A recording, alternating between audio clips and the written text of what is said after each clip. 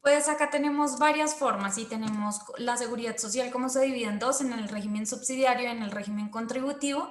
Entonces, pero específicamente para pensión, las mujeres se pensionan a los 57 años, los hombres a los 62 años, pero de todas maneras, por ejemplo, si yo tengo un cónyuge y juntos podemos cumplir los requisitos para pensionarnos y estamos bajo el mismo régimen pensional, sea subsidiario, sea contributivo, nos podemos pensionar así.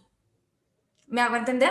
Si Sí, sí, individualmente aún no cumplo, hay unas formas de un retiro programado con renta vitalicia, está bien. una Y renta pueden, vitalicia pero ¿pueden inmediata. vivir con eso? ¿Les alcanza o es muy poco? Sí, digamos que cuando es subsidiario, la mayoría de veces es el mínimo. Eso es lo que dan, el mínimo más primas, eso sí lo dan. Y cuando es contributivo, pues es según lo que tú contribuyes. Entonces, si tienes un salario alto durante toda tu vida, pues finalmente la pensión es alta.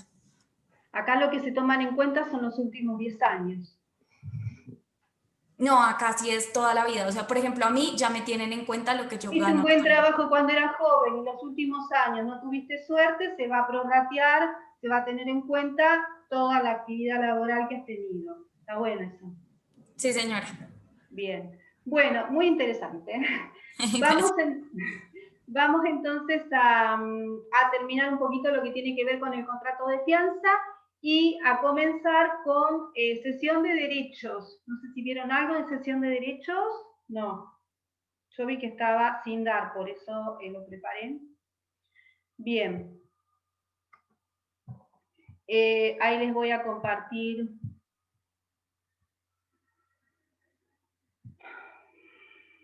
Bueno, nosotros lo que habíamos visto, lo están viendo el Power, ¿no? Sí.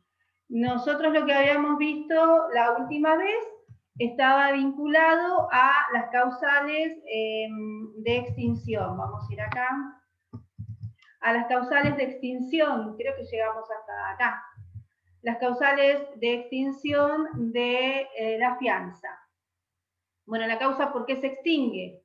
Se extingue por el pago que realiza el deudor principal, bien, o también el pago que podría, si el fiador paga, bueno, la fianza ya finaliza también, por el cumplimiento de la obligación por parte del fiador también sería. También se extingue por la prescripción. Y acá hay que tener en cuenta cuál es el plazo que se va a contar. Son 5 años desde que nació la obligación, desde que resultó exigible la obligación por parte del acreedor para con el fiador. Después tenemos la remisión de deuda, es decir, si se hubiera dejado pasar el tiempo sin exigir bien el cumplimiento de la obligación.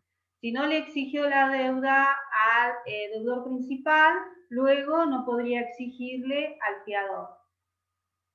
Con relación al tema de la compensación, el fiador solo podría invocar en principio bien la compensación que podría presentar el deudor principal. Después tenemos la extinción directa.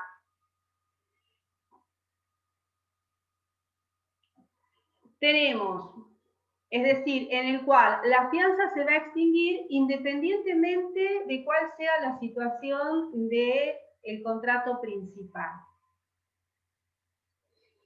El fiador, por ejemplo, si no se va a poder subrogar en los derechos del acreedor, la fianza se extingue. ¿Y cuándo podría pasar esto? A ver, que el fiador no se pueda subrogar en los derechos del acreedor. ¿Cuándo les parece? Si hubiera pagado el deudor, no se podría subrogar el acreedor. Si hubiera prescripto la obligación principal, no se va a poder subrogar el fiador a, a los derechos que tenía el acreedor. Es decir, prescribió la principal, por lo tanto el acreedor no le puede reclamar al deudor principal y por lo tanto el fiador no podría luego subrogarse en los derechos del acreedor porque no tendría ningún derecho. Otro caso, de extinción directa de la fianza es cuando se generan las prórrogas, bien del contrato en el cual se hubiera pactado la fianza sin el consentimiento del fiador.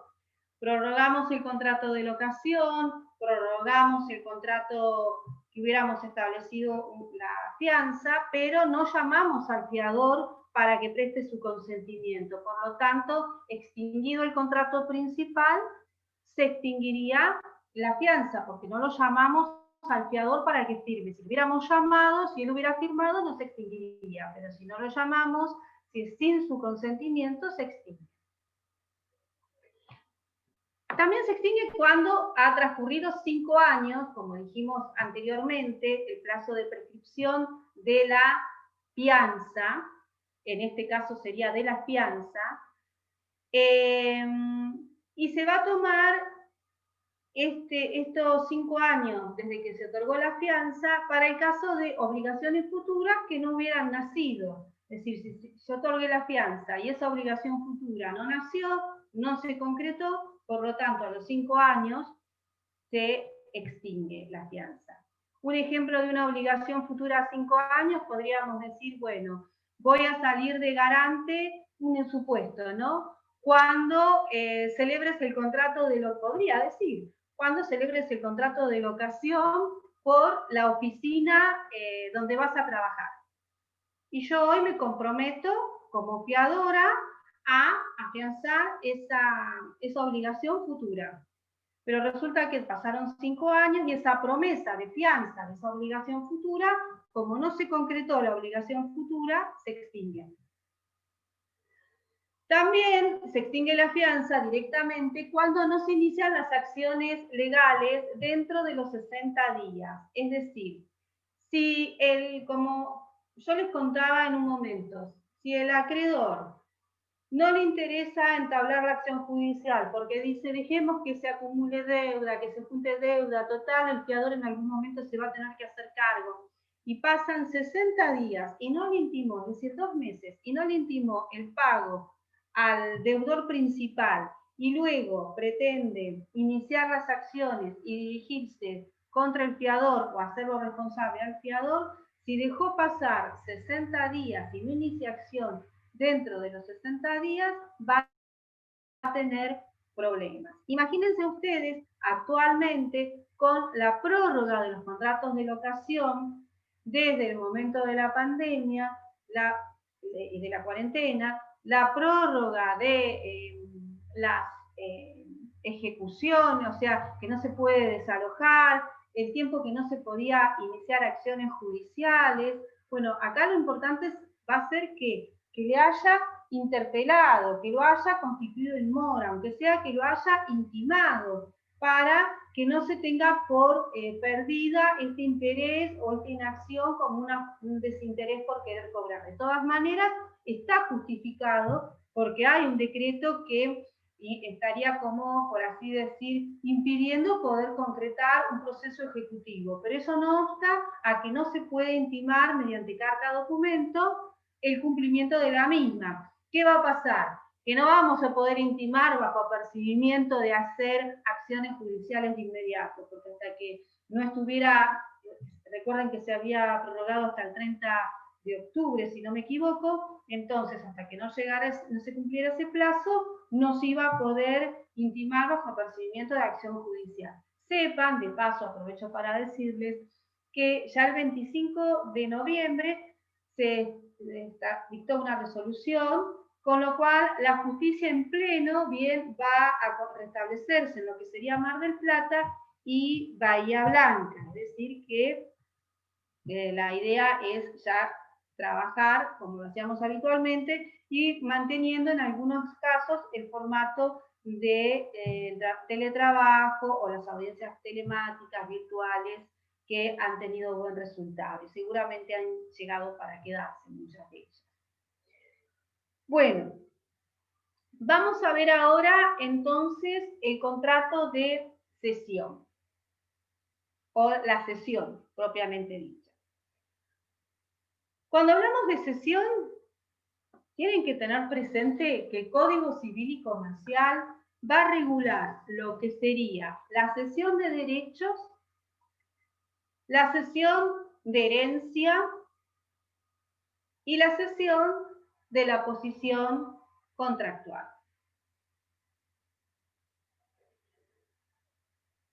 Cuando hablamos de la cesión de derechos, ya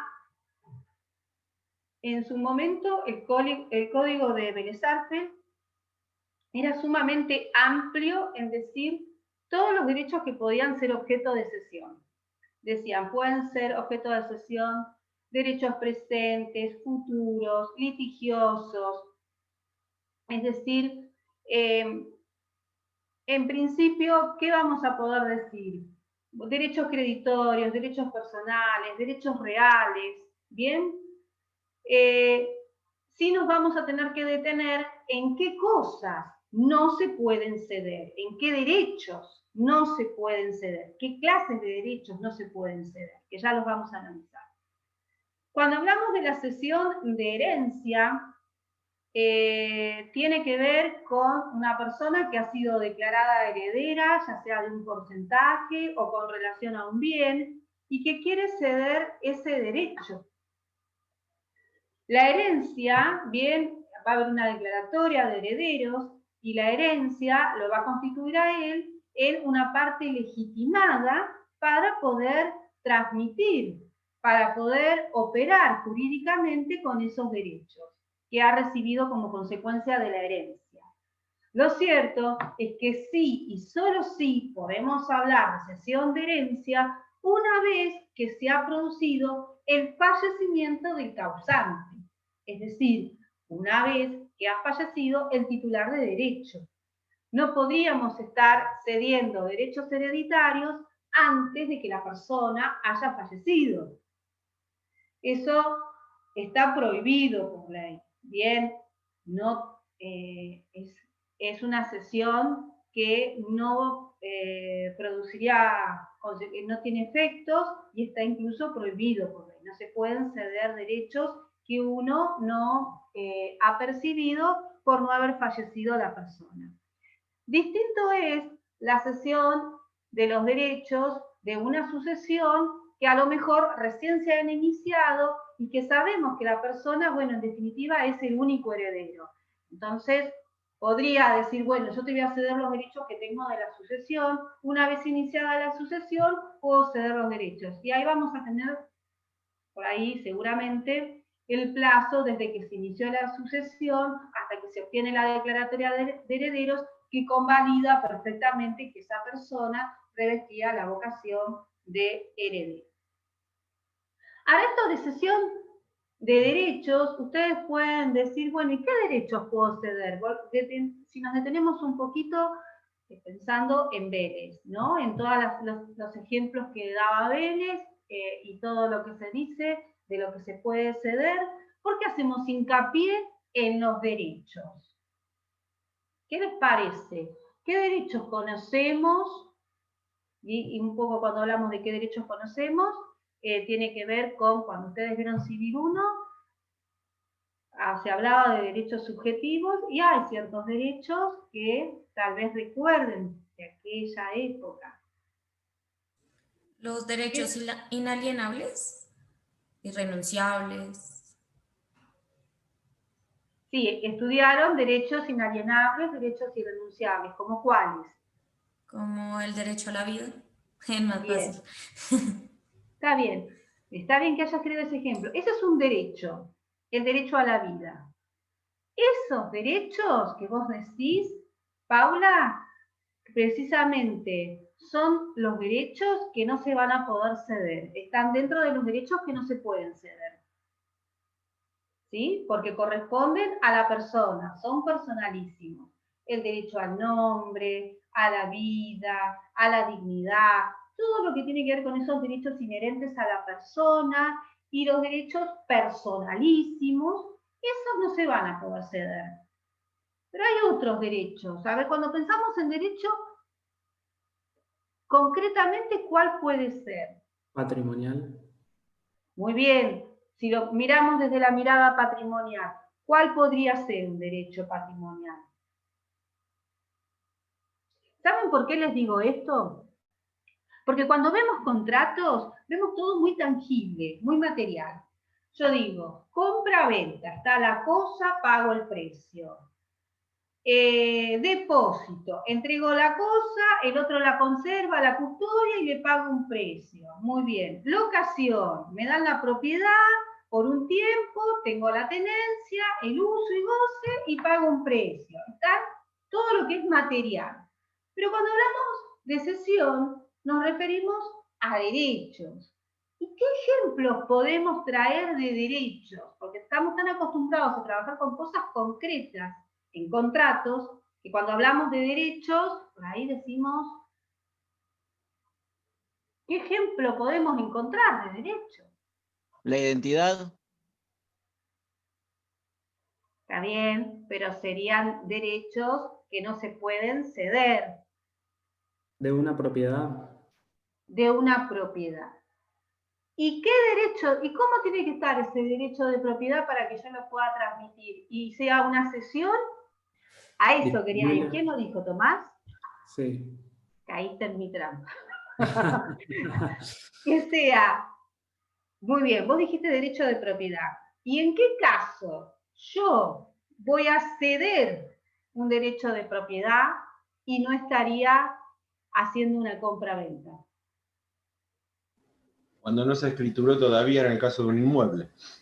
Muy bien, Emilio. Emilio, ¿no? Exacto, perfecto. A eso me quería referir.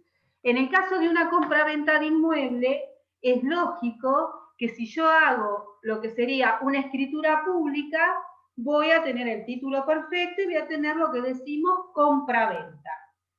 Pero si yo hice un boleto de compra-venta, tengo un derecho. ¿Un derecho a qué? Un derecho de propiedad, un derecho me va a decir a escriturar, a exigir esa obligación de hacer. Ese derecho a solicitar escrituración lo puedo transmitir por un precio.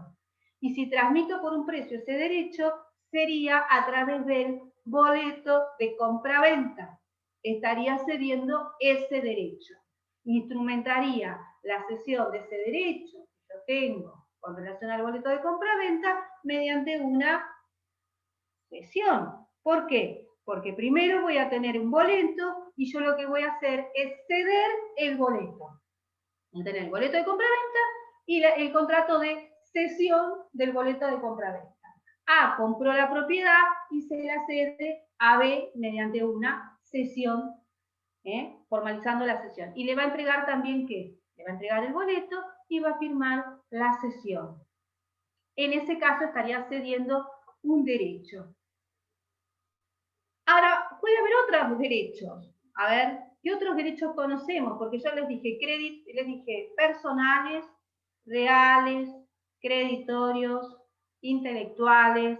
Entonces, ¿qué otros derechos se podrían ceder? Entonces, en ejemplos. Se podría ceder el derecho patrimonial, es decir, el que es pecuniario de una propiedad intelectual, porque pues el moral no se puede ceder, pero el patrimonial sí. Muy bien, excelente, Paula. El moral no se podría ceder, pero el patrimonial sí. Y recordemos, El uso de imagen se puede ceder. ¿Cómo? El uso de imagen. El derecho a una imagen, muy bien. Está. ¿Qué más? Un cheque, un pagaré. Yo estoy cediendo un título ejecutivo mediante un endoso. Todos los títulos. Bien. Ahí también. Todos los títulos de crédito, una factura de crédito. Entonces, ¿esto por qué lo traigo? Porque algo tan obvio que decimos, cesión de derechos, pero cuando tenemos que, por ahí en un oral, o materializarnos, o imaginarnos cómo sería concretamente, de qué estamos hablando, sería de eso, bien, de este tipo de cesión. Y la cesión de la oposición contractual no van a tener problema. ¿Por qué? Porque, por ejemplo, el locatario, bien, en un contrato de locación, puede ceder su lugar y entonces hay un sublocatario, bien, no sería un sublocatario, transmite en realidad íntegramente su posición contractual y en ese caso estaríamos hablando de cesión. O sea, ahí no habría mayor inconveniente. Bueno, Vélez Sarsfield nos hacía referencia cuando daba el concepto de cesión, diciendo que es cuando una parte transfiere a la otra un derecho. El nuevo Código Civil y Comercial nos habla de que esta cesión va a ser, puede ser por un precio en dinero, y en ese caso se aplicarían supletoriamente las reglas de la compraventa. Puede ser que sea a cambio, que se cede este derecho a cambio de una cosa, y entonces se van a aplicar las reglas de la permuta. O puede ser que se ceda el derecho gratuitamente y se aplicará supletoriamente las reglas de la donación, siempre que las partes no hayan convenido lo contrario. ¿Sí? Entonces están estas aplicaciones que decimos remisiones, aplicaciones normativas supletorias, lo van a hacer en la medida en que no hayan establecido las partes algo diferente. Bien, en cuanto a los caracteres de este contrato, vamos a decir que es consensual. Recuerden que prácticamente se dice de que no habrían quedado contratos reales en lo que tiene que ver con la clasificación que trae el código. No obstante, hago una aclaración, hago reparo, ¿bien? De que, bueno, es todo cuestión de interpretación doctrinal. Personalmente entiendo que si vamos a ceder un título de crédito, un cheque, un pagaré, entiendo que es necesaria la entrega para poder accionar legalmente contra el deudor que me están cediendo y poder conseguir el cobro, ¿bien? Por lo tanto, el simple acuerdo no alcanzaría, sino que debería ser necesaria la entrega del título.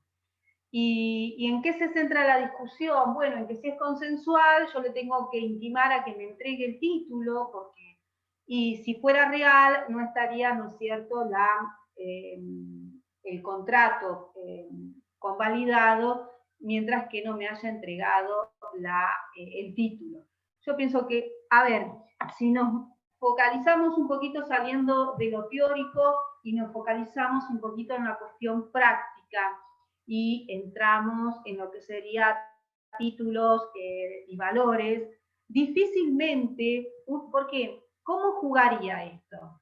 A ver, si alguno se hace la idea o alguno ya lo estuvo leyendo y lo quiere comentar.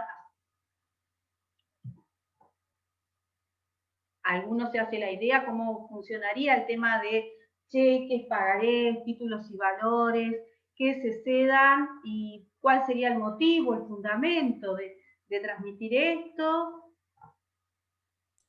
Que es deudor de otra persona. O sea, yo soy acreedor en una relación jurídica. Sí. Me pagan por medio de un cheque y yo le entrego el cheque a mi acreedor. ¿Me hago entender? O sea, yo era acreedor de alguien, esa persona me paga con un cheque y yo le pago a otra persona con ese mismo cheque. Entonces le cedo el derecho sobre el cheque. Bien, podría ser esa posibilidad. La verdad que en los años que llevo, nadie me había dado ese ejemplo que es simple y es real, que es una de las maneras en las que generalmente opera la transmisión de valores en el mercado, en la plaza. ¿Cuántas veces a un profesional le pagan? Ahora ya la mayoría no se está usando tanto el cheque, creo que es más transferencia bancaria y se dice, bueno, nos comprometemos a hacer la transferencia en 30 días, 20 días, 15 días. Yo no veo tanto, no sé, tal vez nosotros, yo lo digo como profesional, ¿no? No nos entregan tantos títulos, tantos valores, sino que nos hacen más transferencias y se estipula como una obligación a cumplir a futuro dentro de determinado plazo con esa transferencia. Pero está bien el ejemplo que diste, Paula. Sí recuerdo en una oportunidad los cheques chiquititos de banco francés y que me pagaban y con eso ir y endosarle al administrador de las expensas para pagar las expensas donde vivía. Pero, bueno, y que todo lo que implicaba eso después. Pero yo lo que quiero traerles, ¿sí querías decir algo, Emilio? Sí, se da en el caso de los cheques que están emitidos no a la orden y uno los quiere descontar en el banco. Al estar no a la orden, no hay manera de transferirle el cheque por endoso. Entonces lo que se instrumenta es ante un escribano una cesión de derecho de cobro del cheque. Exacto, muy bien, muy bien. Exactamente. Yo lo que iba a darles el ejemplo es que muchas veces las personas tienen cheques que pueden, o valores que pueden vencer dentro de 60, 90 días y quieren hacerse del dinero hoy. Entonces, para eso tienen que ceder a otro que le compre ese crédito, sabiendo que en 60 días, bueno, se lo van a pagar, o creyendo que en 60 días se los va a pagar el deudor. Y esa persona que va a comprar ese valor, lo va a hacer seguramente a un monto menor del que figura en el título, porque esa sería la ganancia que tiene. Por ejemplo, tengo para cobrar 100.000 pesos en marzo del 2021 y me lo compran hoy a 80.000 pesos. Bueno, yo prefiero hoy tener esos 80.000 pesos que tener que esperar a marzo del 2021 a que se acrediten. Esa diferencia que yo pierdo, en cierta medida, podría ser considerada como la ganancia que se hace el que me está comprando el título si sabe que la persona va a ser solvente y si le da la ecuación con relación a las perspectivas económicas, inflacionarias y demás. O capaz que me descuenta la mitad, me dice, mira, yo te lo compro a 60 o a 50, ¿bien? Y como tengo necesidad de saldar deudas, lo acepto y esa persona espera hasta poder materializar ese dinero en esa fecha establecida. Por lo tanto, en cuanto a la consensualidad, decimos que sí, que es consensual, pero tengamos presente que cuando estamos transmitiendo, estamos cediendo un título de crédito, al ser necesario el endoso, yo no sé si no diría que efectivamente es consensual, porque pensaría, bien, y esto un poco no es que lo diga Borda, sino que si nos ponemos el arfino, que en la medida en que no se le entregue el título, no se habría materializado en cierta medida la cesión, porque ese efecto está previsto, la entrega en el acto. Por lo tanto, es un reparo como para analizar, ¿no hay contratos reales o podemos decir que sigue habiendo contratos reales? Es una postura, ¿no? No es... Bueno, después en cuanto a la forma, decimos que tiene que ser formal. Esto quiere decir que se tiene que realizar en forma escrita, en muchos casos, y en otros vamos a ver que se va a tener que realizar en escritura pública. Un celular estoy escuchando. Bien. Ya vamos a ver en qué casos es necesario que se realice en escritura pública. En cuanto a si es oneroso o gratuito, puede ser tanto oneroso como también gratuito. Puede ser que sea a cambio de un precio, a cambio de una cosa, o en forma gratuita, de ahí la aplicación supletoria de las reglas de la donación. Bueno, en cuanto al objeto, acá les precisé concretamente en qué derechos podían ser objeto de transmisión o no. El Código Civil de Vélez, ustedes googlean, para los que no tengan el código anterior, el artículo 1444 hacía una extensión que vendría a ser una ejemplificación de todo lo que podía ser posible de transmisión, de cesión, mientras que el actual código, el artículo 1616, es un poquito más reducido, no es tan amplio como el de Vélez. Lo que sí nos trae el nuevo Código Civil y Comercial es una amplitud en cuanto a las excepciones.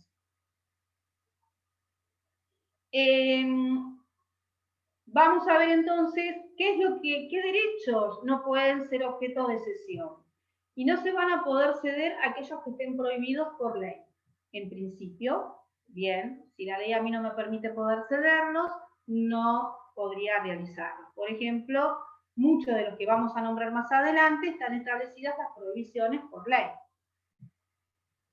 Por otro lado, no se pueden prohibir aquellos que las partes hayan convenido. Por ejemplo, si yo celebro un contrato de locación, digo, este contrato no se puede ceder, establecí una prohibición convencional. Si celebro un contrato de comodato y establecí una prohibición, es de carácter convencional. ¿Bien? Después tenemos los derechos personalísimos, estos que hablábamos, ¿bien? Que hacen a la persona o inherentes a la persona. Estamos hablando de derecho a la vida, a la libertad, a la dignidad. Esos derechos fundamentales no se pueden ceder porque son propios de la persona. Hacen a la persona y van con la persona. Tampoco se puede ceder el derecho de uso y habitación. Cuando hablamos del derecho de uso y habitación, vieron que yo les decía prohibición convencional, prohibición legal. El derecho de uso y habitación tiene por finalidad beneficiar a una persona y no a otra. Yo, por ejemplo, si establezco que en el caso de una unión convivencial, la cónyuge, la que sería la conviviente, tendría derecho a hacer uso y a tener el uso y habitación de la cosa por el término de 2 años, ella no podría ceder ese derecho que la ley le acuerda a favor de un vecino, a favor de un pariente, a favor de un tercero y cobrarle. Porque ese derecho se lo acordó especialmente para ella, para protegerla ante esa situación.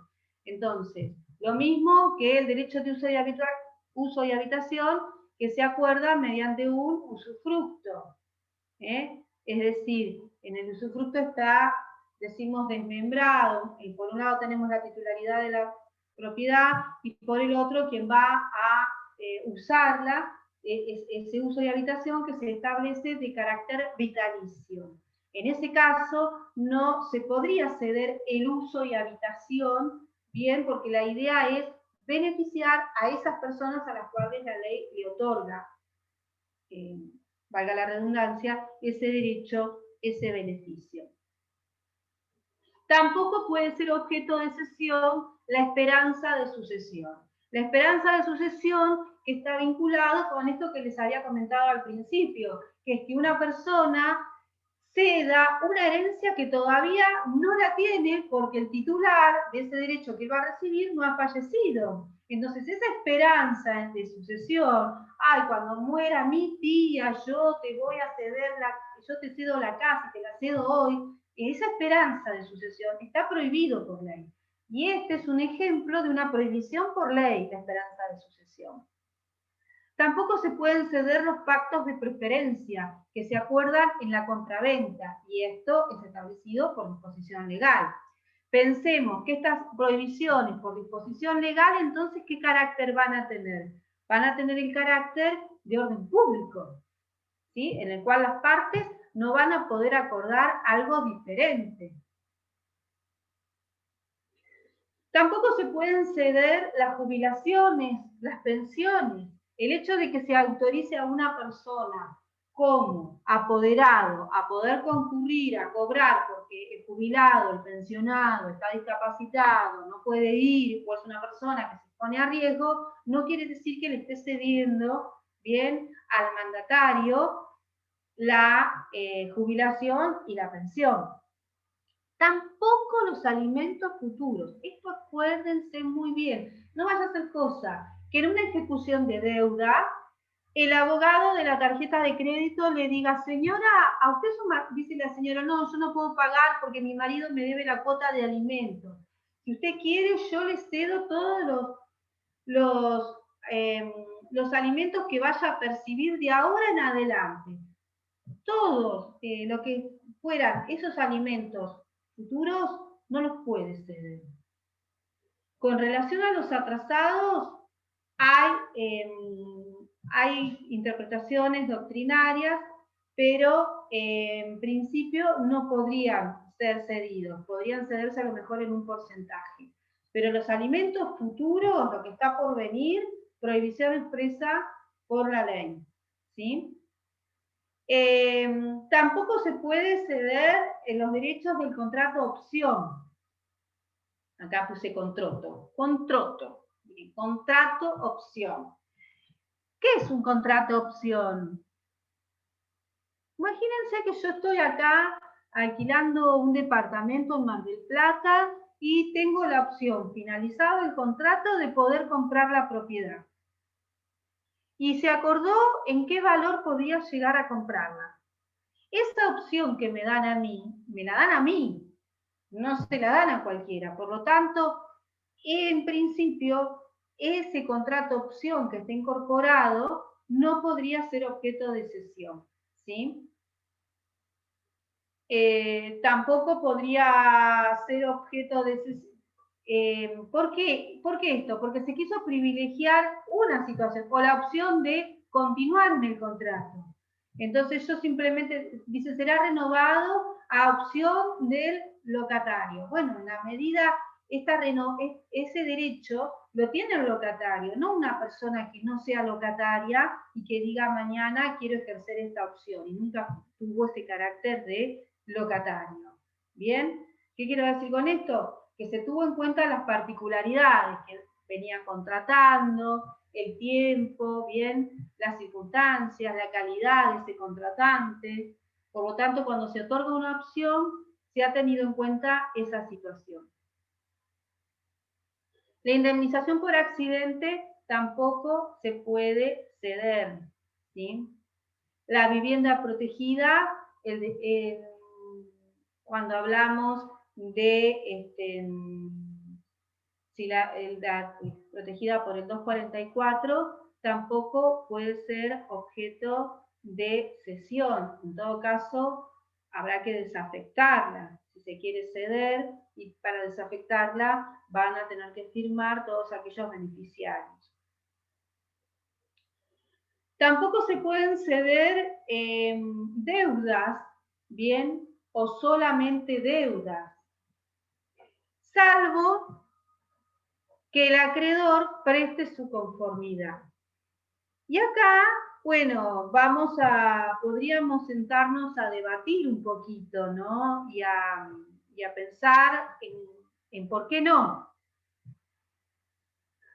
Porque cuando se cede un contrato, hay dos partes. Hay un derecho subjetivo activo y pasivo, es decir, vamos a tener un acreedor y un deudor. Y si yo puedo ceder un contrato, desde una perspectiva, puedo ceder al deudor, como en el caso del contrato de locación, donde no estuviera prohibida la cesión por parte del locatario, estaría pudiendo realizar la cesión y en ese caso le estaría cediendo no solamente el derecho, sino también la obligación de pagar mensualmente. En ese caso, no es solo cesión de deuda, es cesión de un vínculo contractual y vamos a necesitar, ya lo habíamos visto cuando vimos un contrato de locación, la conformidad del acreedor, es decir, la conformidad del locador, y si el locador no diera la conformidad, puede tener como obligados al pago a ambos, bien, al principal y al que se encuentra en el inmueble. Ahora, si yo pienso en solo deudas, la cesión de un título de crédito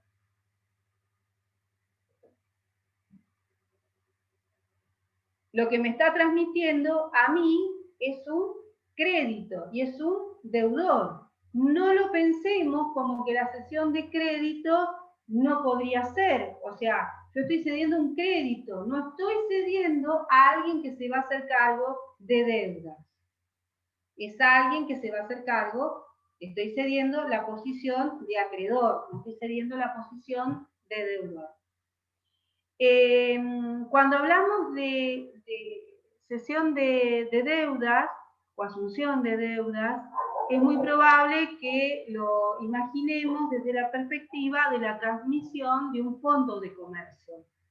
Es decir, yo transmito una actividad comercial donde en esa actividad comercial que se desempeña hay una cantidad de deudas o puede haber una cantidad de deudas importantes. le debo a los empleados, debo a los alquileres, pero la persona que quiere hacerse cargo de esa actividad comercial considera que puede cambiar su suerte, su destino, y que es una actividad rentable y bien administrada, lo podría llegar a posicionar en una buena situación. En ese caso, para que esa transmisión del fondo de comercio tenga efectos, van a ver que está regulado puntualmente, está legislado, se tiene que tomar conocimiento el acreedor, bien, de que se va a realizar esa transmisión del fondo de comercio, se hace un detalle de todas las deudas que registra ese comercio, se realiza la publicación de edictos, se da publicidad a esa transmisión del comercio para que los acreedores que no estuvieran incluidos en la nómina, porque ahí ¿qué va a pasar? Se le va a transmitir la deuda al que está adquiriendo el fondo de comercio para verificar que efectivamente está incluido en el listado o no. Entonces, cuando hablamos de asunción de deudas, sucesión de deudas, lo vinculamos más que nada con esa posibilidad de transmitir un comercio, un fondo de comercio, todo lo que implica y que hay un pasivo importante. Ese pasivo va a estar registrado, el escribano va a tener un listado del pasivo, se va a publicar edictos, se va a dar publicidad para que aquellos acreedores que no estuvieran incluidos en los registros del escribano, que le va a hacer saber al adquirente, al adquirente del fondo de comercio el pasivo que va a tener que enfrentar, lo solvente y de esta manera lo desinterese. Entonces, se los comento esto porque si en el examen o en alguna mesa libre le preguntaran en qué situación o cómo podemos pensar desde la perspectiva de una cesión de deuda, lo podemos relacionar puntualmente con lo que tiene que ver la transmisión de un fondo de comercio. ¿Qué implica la cesión de derechos? Bueno, la cesión de derechos implica el derecho transmitido, bien, si estamos hablando del boleto de compraventa, el boleto de compraventa, si estamos hablando del pagaré, el crédito que tengo para cobrar, bien, de la herencia, el porcentaje que he sido declarado heredero, pero también todas las garantías, decimos los accesorios están incluidos, es decir, la garantía, si tuviera una garantía hipotecaria, si tuviera una fianza, bien, las garantías también se transmiten, y también los intereses, si hubiera posibilidad de, por ejemplo, en un título de crédito, los intereses que se van generando por la obligación de crédito que se transmite. La fuerza ejecutiva también está incluida, es decir, la posibilidad de hacer exigible ese derecho. Obviamente, quien transmite el crédito tiene que ser una persona legitimada, es decir, tiene que ser alguien que es titular de ese derecho. Mal podría transmitir el derecho quien no es titular. Si hablamos de derechos hereditarios, será un heredero declarado. Si hablamos de un boleto de compraventa, la cesión de ese boleto, quien fue adquirente por ese boleto. Si hablamos de un crédito, quien figura como acreedor en ese crédito. Por lo tanto, lo principal cuando hablamos del derecho transmitido es que quien transmite ese derecho esté legitimado, sea efectivamente el titular de ese derecho. En principio, bien, la solvencia no se va a garantizar, ya lo vamos a ver incluso más adelante, lo tengo para trabajar, salvo que se hubiera obligado a garantizar la solvencia. El Código Civil anterior hacía referencia a si la persona que transmite el crédito, tratándose de, por ejemplo, de un pagaré, de un documento y demás, sabe que la persona, que el deudor es insolvente o que está en una posibilidad de no hacerse cargo y sabiendo transmite el crédito y no asume la garantía de solvencia, bueno, lo trataría como que hay el Código Civil anterior, como que habría cierta mala fe, bien, y en función a eso le genera una mayor responsabilidad por ese hecho. Es decir, no es que obraba de buena fe, transmite un crédito, sino que sabía que se estaba insolventando y bueno, conociendo eso lo transmitió y no garantizó, no lo informó, porque ¿qué pasa? Si uno transmite y sabe de esta situación y le informa, bueno, alertó al adquirente. ¿Cómo se llama? O sea, vamos a tener el cedente y el cesionario, que es el adquirente.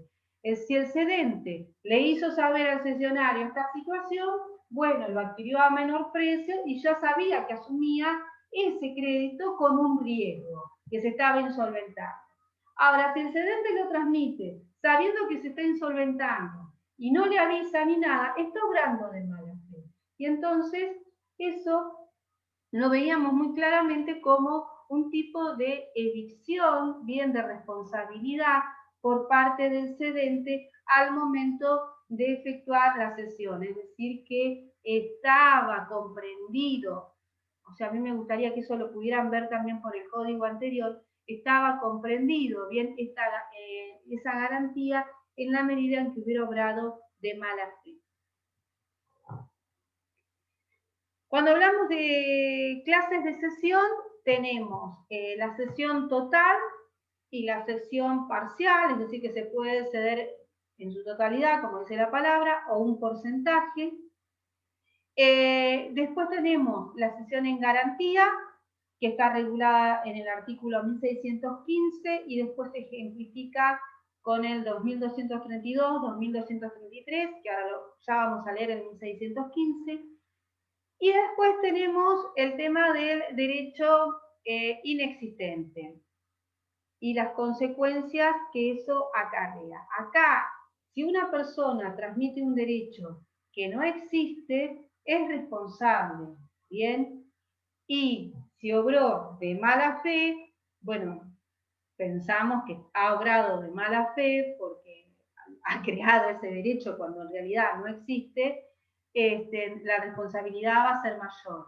Y la responsabilidad acá se baraja, cuando hablamos de la responsabilidad, es en que me restituya, ¿no es cierto?, lo que hubiera abonado, y también se gradúa en un monto mayor que tiene que ver con el valor de la cosa. A mí me interesaría leer, por lo tanto, que alguno pueda leer si tiene por ahí el Código Civil, no sé si está Tomás o alguien más. El artículo 1615 vamos a leer primero y después el 1629. ¿Alguien lo quiere leer? ¿Tiene por ahí a mano el código?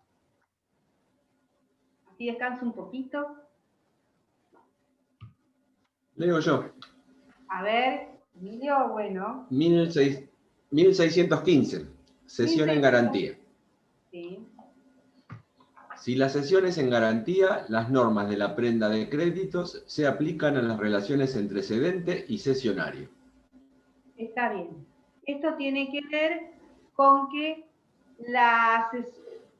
se vincula mucho con la fianza y también con el fideicomiso. ¿Bien? Es decir, que lo que se está cediendo es para garantizar una obligación y por lo tanto me va a remitir a las normas de la fianza y a las normas de la prenda. Es decir, yo estoy dando un valor, pero ese valor que estoy dando a través de la cesión tiene por finalidad establecer una garantía, es decir, garantizar. Y entonces, ¿cuándo va a funcionar? ¿Cuándo se va a hacer efectivo el cesionario de eso que se le ha dado? Y bueno, en la medida en que haya incumplimiento en las obligaciones, hará efectiva esa cesión. Por ejemplo, en la prenda nosotros tenemos un derecho, que ¿cuál va a ser? El hacerse de la propiedad que con la cual se garantizaba el crédito. ¿Está? Entonces, en la medida en que haya un incumplimiento de la obligación principal, se hace efectivo ese derecho sobre la propiedad, a recuperar la propiedad, a subastarla. Entonces, vamos a tener en mira siempre que está en garantía, es decir, la función que cubre para el supuesto en que haya un incumplimiento, adquiere ese derecho. ¿Sí? Vendría a ser así. Después, en cuanto al derecho inexistente, tenemos entonces el 1629. A ver si lo querés leer también. Sí, lo leo. Bien. 1609, cesión de derecho inexistente. Si el derecho no existe al tiempo de la cesión, el cedente debe restituir al cesionario el precio recibido con sus intereses. Si es de mala Acá fe, me detengo debe un además... momentito. Perdón, acá me detengo un momentito. Tengamos en cuenta cuándo no existe el derecho. Al tiempo de la cesión.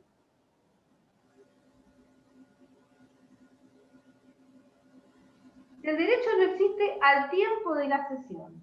El cedente debe restituir al cesionario el precio recibido con sus intereses.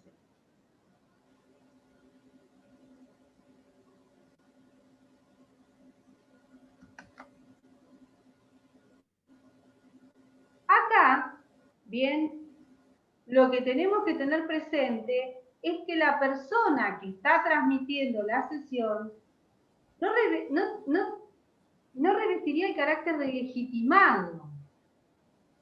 Porque si estamos hablando de la posibilidad de transmitir derechos futuros, derechos presentes, derechos litigiosos, derechos contradictorios, yo estoy hablando de un derecho que no existe al tiempo de la cesión, cuando yo estoy pudiendo transmitir derechos futuros, estaría más que nada vinculándolo con la capacidad de la persona de poder ceder, capacidad entendido como la legítima, que está legitimado para poder ceder. Entonces, si la persona debe restituir al cesionario el precio recibido con sus intereses. Si es de mala fe, si sabía,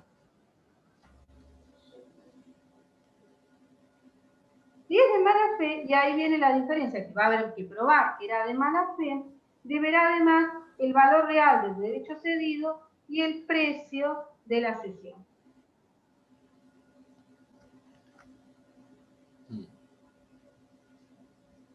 O sea, que esto tiene que ver más que nada con la legitimación de quien está transmitiendo, ¿sí?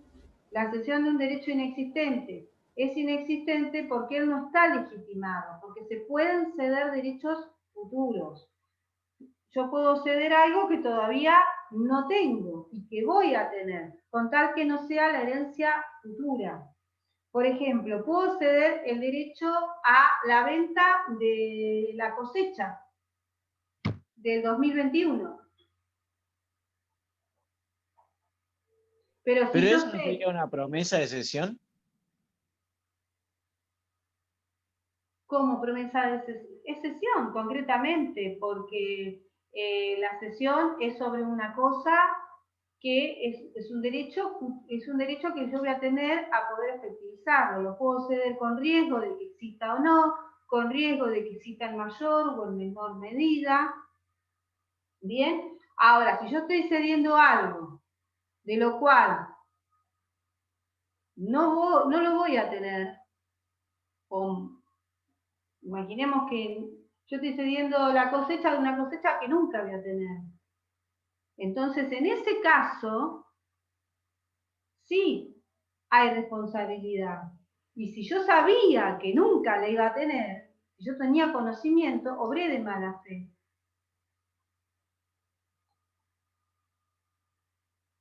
Más o menos, más o menos. Bueno, vamos a ahondar entonces en la próxima clase en...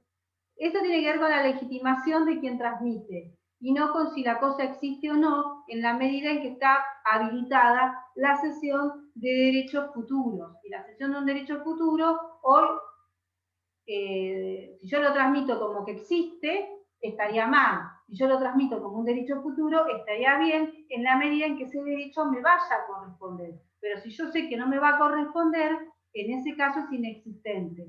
Y si es inexistente, hay responsabilidad. Y si yo sabía que era inexistente, la responsabilidad va a ser mayor. Porque yo puedo haber acordado un precio, pero el precio real puede ser mayor. Entonces voy a tener que abonar más, bien, en la medida en que haya obrado de mala fe. La responsabilidad va a ser mayor. Esto de cesión de derecho inexistente, cuando se configura, cuando la persona que transmite no está legitimada para ceder. Lo tienen que estudiar y analizar desde esa perspectiva. Bien. Y entonces después tenemos el 1630, que nos habla acerca de la solvencia. Y dice, el cedente garantiza la solvencia del deudor cedido, se aplican las reglas de la fianza, con sujeción a lo que las partes hayan convenido. Es decir, el cedente, si transmite un crédito, se mantendría como fiador, pero siempre y cuando de acuerdo a lo que las partes hayan convenido. La mayoría de las veces no se van a hacer cargo. O sea, la regla es que no se haga cargo de la solvencia. La excepción, ¿por qué? Porque si transmite, el cedente no quiere hacerse cargo de la solvencia. ¿Qué vamos a encontrar? ¿Por qué dice esto? Porque si yo lo que estoy transmitiendo es un título de crédito, sí voy a estar obligado. ¿Bien? Por más que pacte difícil, ¿por qué? Porque está el endoso. Es decir, a mí me van a hacer responsable por haber endosado un título, ese crédito. Supongamos, yo doy un cheque y el que me dio el cheque a mí empapeló medio Mar del Plata. El acreedor al que yo le pagué no va a tener por pago la deuda con el valor que le entregué al administrador. El administrador me va a decir, mira, te siguen figurando 10.000 pesos de deuda a despensa porque el cheque vino de vuelta. ¿Cómo que vino de vuelta? Sí, vino de vuelta. ¿Y lo tenés? No, no lo tengo porque yo a su vez se lo di al que hizo la obra. Lo tengo que rescatar. Bueno, le digo, rescatarlo porque lo tengo que ejecutar yo. Ahora, si vos lo vas a ejecutar, entonces liberame.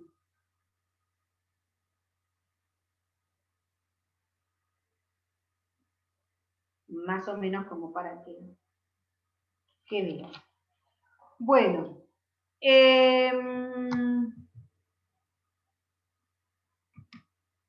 Bien, en cuanto a la forma, y acá andamos un poquito más, tiene que ser en forma escrita, en escritura pública, cuando estamos hablando de cesión de derechos hereditarios.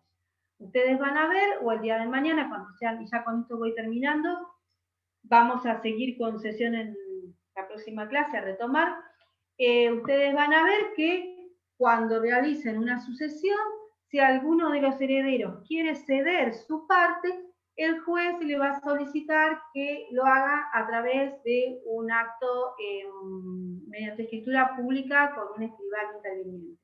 En una época se admitía la cesión dentro de lo que sería el expediente judicial, pero actualmente, ¿por qué? Porque todo lo que está en el expediente realiza de carácter de escritura pública, instrumento público, pero actualmente se solicita bien la intervención de un escribano público. Así que la cesión de los derechos de una herencia, si quieren decir, bueno, yo le cedo a mi hermano, le cedo a otro familiar, o le cedo a un tercero, bueno, esa cesión se tiene que instrumentar mediante una escritura pública. La cesión de los derechos litigiosos también, ¿sí? Un ejemplo de una cesión de un derecho litigioso puede ser que yo quiera ceder los derechos derivados de un juicio, y en ese caso, bueno, estoy transmitiendo derechos litigiosos, ¿bien? Se va a instrumentar mediante una escritura pública.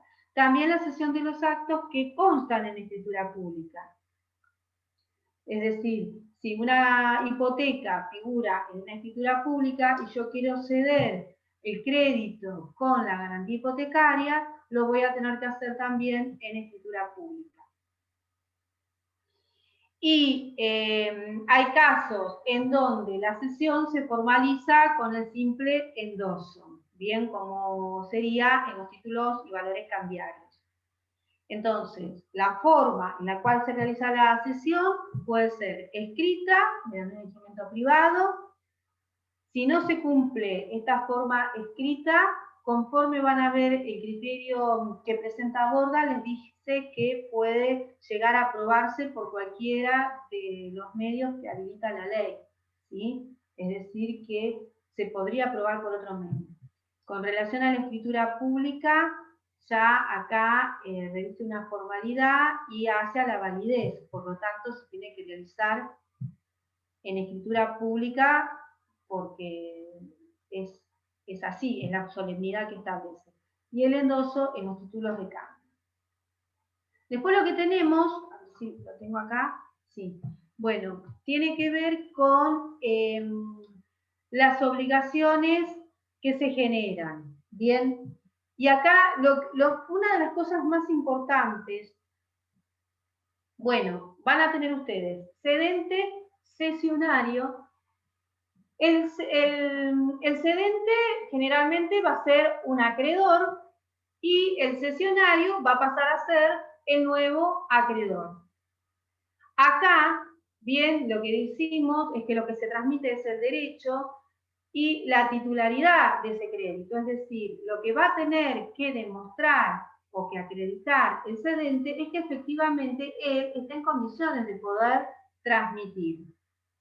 Y que el crédito existe, bien, no solamente que está legitimado, sino de que el crédito existe. Yo no podría transmitir, sería una estafa, un cheque que hay, o un pagaré que una supuesta persona me hubiera suscrito y después resulta que esa persona no existe o que esa persona en definitiva niega la firma porque jamás firmó ese pagaré y así se acredita.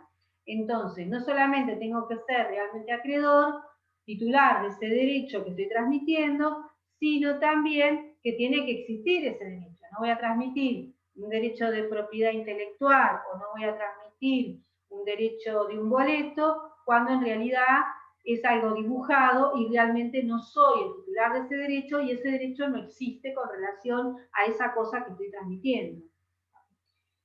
En cuanto a la garantía de solvencia, nos remitimos al 1630, que el nuevo Código Civil y Comercial dice que se va a afianzar, lo va a incorporar al cedente como fiador siempre que no hayan pactado lo contrario.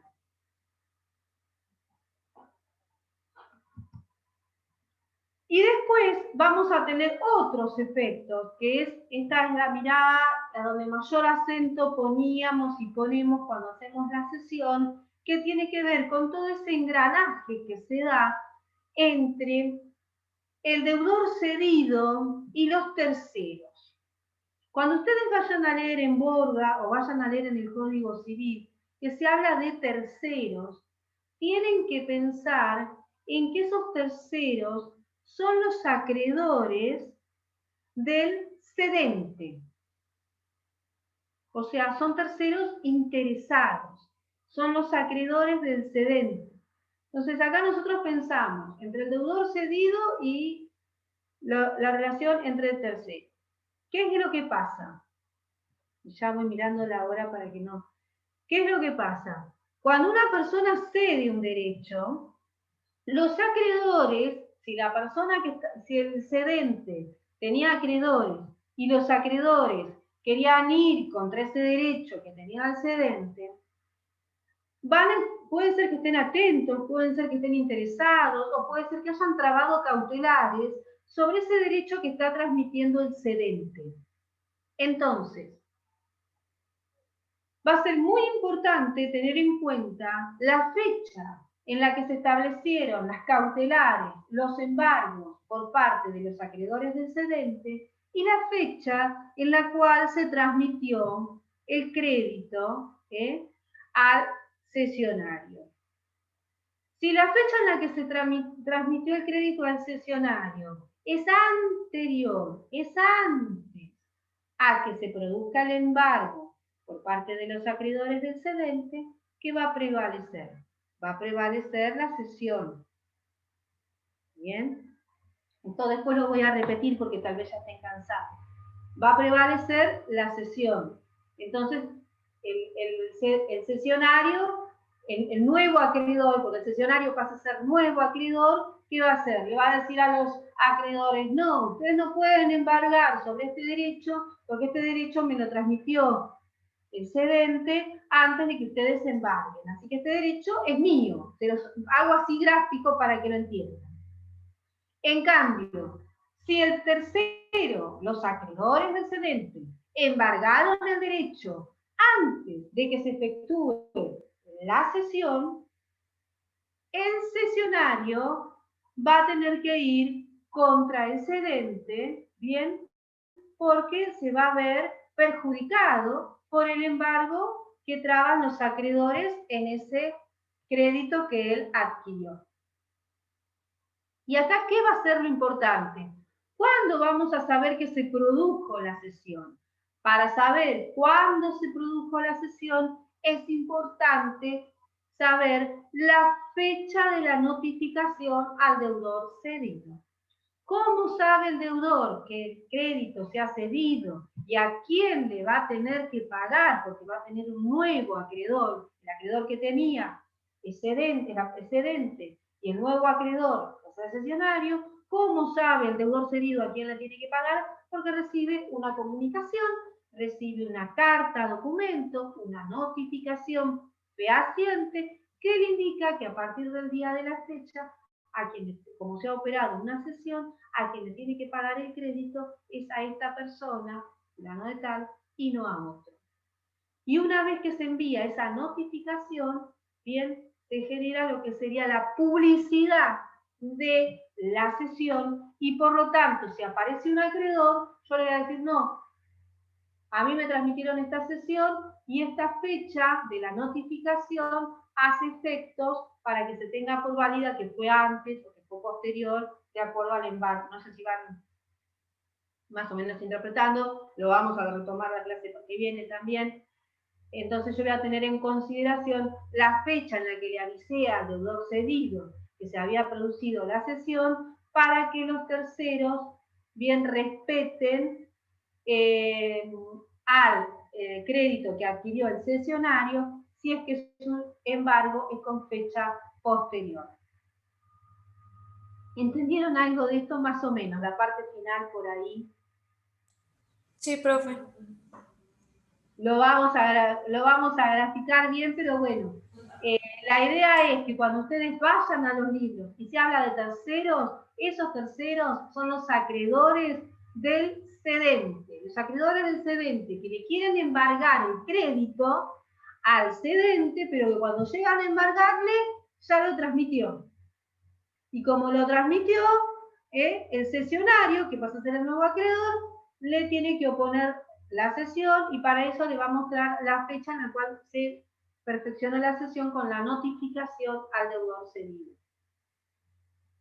Después vienen otras situaciones que se pueden generar, que es que la persona de mala fe haya cedido varias veces el mismo crédito, ¿bien? Y que haya muchos cesionarios. Bueno, ahí ya vamos a ver lo que ocurre. Pero como hay muchas cuestiones muy particulares, muy precisas, yo por hoy los pongo en tema y vamos a seguir la clase que viene. Yo voy a retomar desde la garantía de solvencia, bien, y la cesión inexistente, porque a partir de ahí los vi como que se fueron medio como que no entendían. Los vamos a retomar desde ahí la clase que viene, ¿sí? Bueno, recuerden que el parcial 9 de diciembre. Así que pónganle las pilas para pasar bien el parcial, ¿sí? Bueno, ¿alguna pregunta, alguna duda? Ah, me quedé con la pregunta que le quería hacer a Rodrigo. ¿Ya se fue Rodrigo? No, todavía no. Entro en un ratito a trabajar. Rodrigo. Bueno, te voy a hacer una pequeña pregunta, a ver. Pero no es toma de examen, es curiosidad. Bueno, entonces no tengo manera de desaprobarlo otra vez. No, y tampoco lo vas a comprobar, qué mala que sos. Bueno, dejémoslo ahí. No, te voy a hacer esta pregunta. Supongamos que vamos a una inmobiliaria, y esto tiene que ver un poco con la compra-venta de inmuebles. Bien, supongamos que vamos a una inmobiliaria y nos gusta una casa. Y dejamos una reserva, que vendría a ser una cena. ¿La tengo que dejar en dólares? A este mercado actual, a ver, con este nuevo dólar, la verdad es que todavía, como está el dólar como está, no entró ninguna reserva o seña por ninguna casa. Mucha gente viendo y haciendo ofertas mucho más bajo del valor que están. Pero la verdad que, te soy sincero, me mataste porque todavía no lo vimos en la práctica en este año con este nuevo dólar. pero Claro, supongo que no. la pregunta viene, ¿sabes por qué? Para saber si, no sé si actualmente estás trabajando como, Sí, estamos haciendo mucho más alquileres. Alquileres este mes se hicieron ya 4 o 5. Pero lo que es, ¿cómo es? Lo que es venta o la consulta de dólares hay todos los días y me agarran muy en bola hablando en criollo, porque el precio está en dólares o su, ¿cómo es? O su paso a pesos, digamos, o su transforma en pesos. Pero la verdad que más o menos el que manda ahora es el que tiene los dólares en el bolsillo. Sí, porque es el que tira ofertas y es el que va a conseguir seguramente algo, porque la gente está los propietarios están desesperados por ver un ingreso en dólares.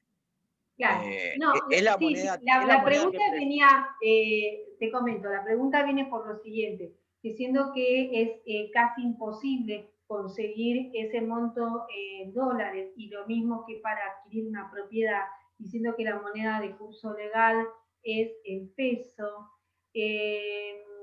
Tengo entendido que ha habido antecedentes donde se han presentado acciones judiciales para que les permitan tomar la reserva en pesos y no en dólares, en función al cepo y a la limitación actual. Bien. No, perdón, es imposible para nosotros los mortales por ahí, para nosotros los pobres, los clase media, pero hay mucha gente que está con el tema de los dólares, con el mercado negro de dólares, o gente que tiene un ingreso de afuera, o gente que tiene la posibilidad de viajar, ¿sí? Gente que ha venido con un trabajo Sí, medio pelo pero de yo Europa. te tiro la viveza criolla. Entonces han hecho una presentación judicial y luego pretenden que el valor de compra sea el valor del dólar oficial. Ah, claro, sí, entiendo. Claro, Entiendo. porque No sabría decirte en la práctica ahora, no sé decirte ahora en la práctica. Lo único que te puedo decir es que porque sería el de que manda incumplimiento ahora en el mercado es el que tiene imposible los y por lo dólares. tanto como la moneda de curso legal es el peso, dar el equivalente en pesos y por eso te preguntaba si tenías algún antecedente o si te había llegado algún comentario. Bueno, pero eso Lo seguramente... pregunto, me comprometo para la próxima clase a consultarlo. Seguramente entre la documentación, artículos y lectura complementaria que presentó la doctora Claudia Licio, en lo que tiene que ver con mutuo y lo que tiene que ver con compraventa, chequenlo, mírenlo bien, porque ahí puede haber algo de esto que yo les estoy comentando, ¿sí? Bueno, buen fin de. Bueno, listo, por hoy terminamos. Buen fin de semana largo. Así que el lunes no tienen clases. Bueno, chao, chao. Gracias, chao. Chao, profe, gracias.